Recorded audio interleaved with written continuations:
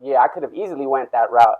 I feel like I was damn near like going down that road, Yeah.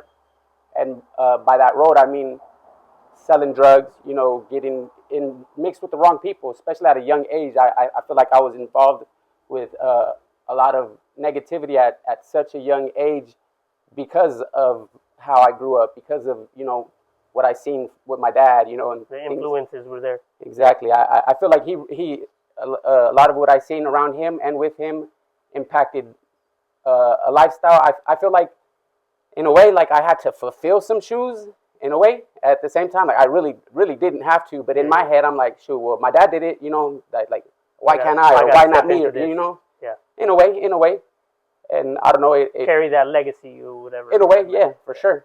And I think a lot of that, like I said, what I had seen, what I was exposed to, intrigued me, made me want to choose that lifestyle even more. Yeah. And it sucks, because there's a lot of things that I'm not proud to say as a man, that abuse is not okay, and I'll be the first one to admit I've done some things that I wasn't proud of, that I didn't have control over. Maybe I wasn't in the right state of mind, whatever the case may be, Yeah. And I'm not once again, I'm not perfect. I'm keeping it 100, I've made a lot of bad mistakes, and abuse is one thing, and I want to say controlling my anger and things like that too. I want to say that that's another big thing that I had to work on to make myself a better person. And that just comes with growing up, you know what I mean, maturing. Those experiences that you had, you can reflect on that now and say, I'm a better person because of this, you know what I mean? And you learn from it. The main thing is that you learn from it and you grow from it. Sure. But how old would you say you were when you decided to make that first dive into that lifestyle, as far as like dealing? And what was it? How old were you? What were you dealing with? Like, keep it 100. All right, keeping it 100. All right. So it really started off marijuana, gateway, as like they call it, the gateway. Everything starts with the gateway, And it started off with weed. Yeah, I mean, a lot of my friends from Rosalinda, so I love you. Y'all know who you are. All the homies from Rosalinda. We used to go to school. We used to poke holes in the can. You know what I mean? Yeah. Smoke a little. This was back in the Reggie days. Kids don't know what Reggie is nowadays. They know exotics. Now. Yeah. They didn't know what $5 could get you back in the days. Like it was just way different times. So yeah, what I had first dabbled into was marijuana, weed. You know what I mean? First started off smoking it, and then as I got a little older, I say about like 7th grade, 7th, 8th grade is, I realized Mom's was dating someone who was, in that same lifestyle again. Mom must have had a type, you know what I mean? Because she was dating someone hustling again. This was long gone after my dad was gone. And I remember me and even some of my homies, they know who they are. We used to go, and we'll pinch the sack. We're pinching the sack. Yeah. Boy got peasies in there, so we're like, you're not gonna miss an ounce. Yeah. Right. Right. It got so bad to my little brother. I ended up catching him doing when I would go pinch a half ounce, he's going in there taking an ounce. So by that first 35 minutes, 2 ounces are gone. How? Yeah. You know what I mean? Right. Not knowing my little brother was watching me just like how I was watching my dad. It was just same thing, But I started selling weed. I was pinching the sack. I remember I would go to Rosalinda, and I remember. It's funny that I think about it now because I remember my teacher, Miss Leon, in the 7th grade, 8th grade. She was originally my 4th grade teacher, and then she I think she moved up grades, so she became our teacher all over again for the 7th and 8th grade semesters.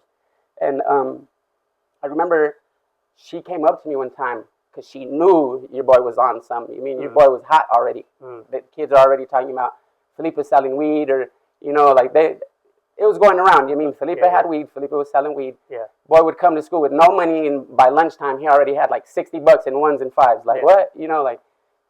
Serving, just serving, wilding.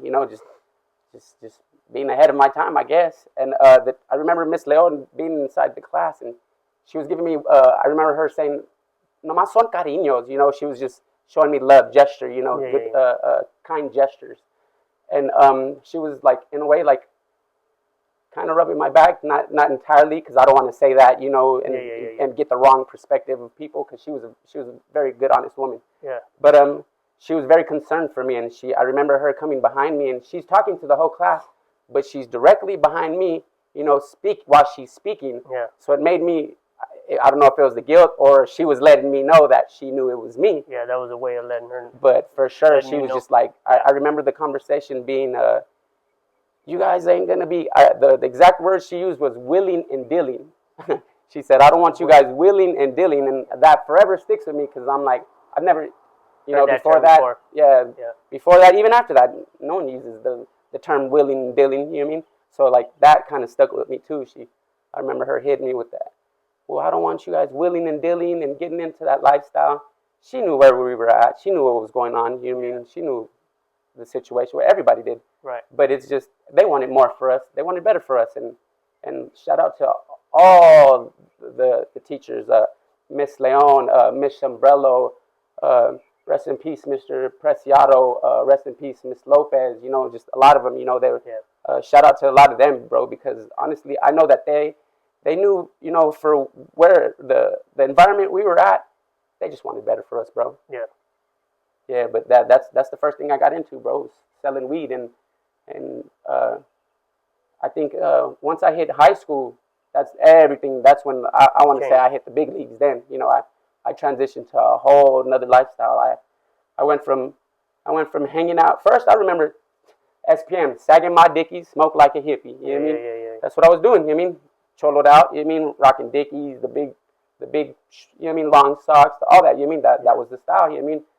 And then I hit high school, and I'm kicking it with a different crowd. You mean it's not the same? Like, don't get me wrong, I'm still linking up with certain homies. You know what I mean? Yeah. Rudy and them. You know what I mean? I'm still linking with them, but now I'm spending a lot more time in the hood that our family's from. That moms. You mean that you were raised? Yeah, in Chula Vista. I'm right. Yeah. I'm spending way more time on 16th and Southern now. Yeah. You know what I mean?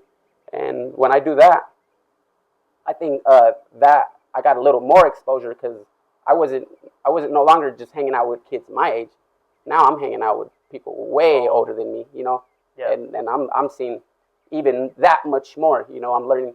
Back then, selling, even drug dealing back then, I felt like it was more of a secret society back then, as to what it is now. To like, everybody wanted to be a trapper when Gucci came out, but like before him, like if you were slanging, it was because you were one of them ones, and it was, you know what I mean, it was a secret society. Only a certain few of us. Not everybody knew how to weigh things out, even as little as weighing out, you know, certain drugs. I don't want to say which drugs, but there's certain drugs that people don't even know how to weigh out on a scale to this day. They you don't know about triple beams. Exactly. Keep it 100. I was willing and dealing también, you know. So it's just that's another thing. I you know, there's some things, and you know, I don't want to make it seem like you stirred me the wrong way, because you didn't, bro. But some of that lifestyle I kind of picked up off of you too, unconsciously, knowing, or you too probably didn't even realize that. Yeah. I picked up some of that stuff from you. Right. Yeah. So I mean, it's just one of those things where you just kind of naturally fall into it because it's around you. You know what I mean? That's part of the environment. Yeah. And like they say, you become a product of your environment. You know what I mean? But that don't mean you can't rise up out of it, though. That's it right there, and that was going to be my next point. So, yeah, you took it on and ran with it, and you got exposed to a whole lot more. That's the door that I didn't want to open. For my personal choice and my growth. I think you mentioned it being like a peace of mind thing for you. Yeah, because once you get in that and you go down that road, that's that slippery slope. You know what I mean? And you go down that road, and the deeper you get, the harder it is to turn back. Oh yeah, so yeah. I didn't even want to go there. I stopped at weed, and that was it. And it was just nothing, you know, nothing crazy. It was just nickel and diamond. It was just, you know what I mean? I thought it was cool. Yeah. A little couple extra bucks. Bucks for sure. Cuzzo was getting his bread, so you know what I mean. That's what it was, and it stopped. And there's a homie out there. He still owe me for those sacks, by the way. Run me my money. You better give me that back. I need that. Times are hard right now. We need all that. Yeah. But on a serious note, though, yeah, like real talk, though, I understand why you didn't, you know, because I remember, I feel like, you know, there's some things that even when like I said, when I got super deep into the field, when I chose a life of when we started robbing people, and there's a lot of cases that I can't speak on because my friends are either dead because of that or they've been sentenced on that. Any open cases I will not mention, but there's a lot of them that are closed that a lot of stories that I can't speak on for the simple fact that we've been charged, did the time for it, or rest in peace, the homies are dead. Yeah. So like, and there's a lot of trappers out there that we know that made some big moves that are now, no longer with us. But RIP to them. Real trappers are from different aspects. You know what I mean? It was a whole nother lifestyle. It's crazy because the things that we dealt with before we don't deal with today, especially in the hustling aspect. Like we dealt with weight back then. Yeah. These kids don't know what they don't know what seeing a room full of Reggie Pounds looks like. They don't know how it used to be a real job, getting the bricks busted open, weighing them out, rewrapping them, doing it like that. It was a whole job. You're picking up 50 pounds at a time. Right. 25, 22 pounds at a time. All right. Hi, baby. I'll be in there right now. I'm doing a video. Okay, don't come out here. All right. What else do we want to get? We want to keep getting into that. You can keep going down that road. Where are we at with time? How much time was it? How long is it?